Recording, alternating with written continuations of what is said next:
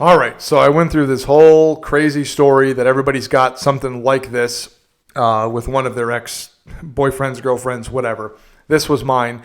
It almost ended in something that really would have had a negative impact on my life if I would have had to have been tied to that person for the rest of my life in some way, shape, or form. Thankfully, it didn't, and here I am today, hopefully a better person because of it. The main lesson for me that I took away from that is that I spent so much time in my life living for the approval of others. I spent so much time of my life trying to impress someone, trying to get a positive feedback reaction out of someone. And when you focus your energy and your effort on doing something or being something or saying something in order to get a positive response, as opposed to just doing or saying or being just because that is what you are, that is what you want to do. When you have the wrong reason, it's not hard to understand that you can dance a very fine line that is dangerous at times. And that's what I did.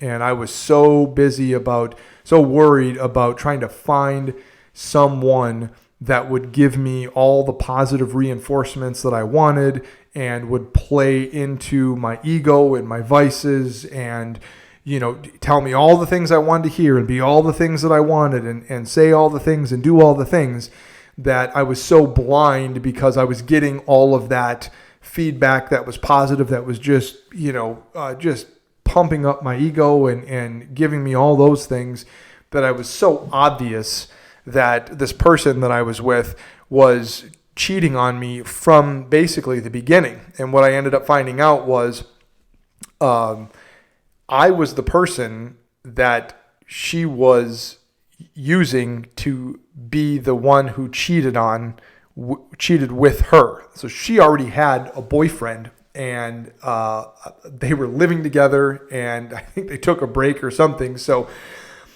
I was the second guy. I had no idea that this even existed, but because of all of the how much blinded I was, because of all the things that I was thinking that I was getting from this experience, which wasn't meaningful, wasn't real. It was just self-serving. But I was so blinded by that that I didn't realize that, I was the guy that was just getting used. And boy, it almost cost me dearly. And when you think about all the different ways that something like that can cost you dearly, it really starts to put into perspective that when you live your life and when you do things for the approval of others, so for the wrong reason, but especially for the approval or the validation or the justification of others, when you do that, you are walking such a dangerous line. And if you're not careful, some really, really bad stuff can happen. And it almost did to me.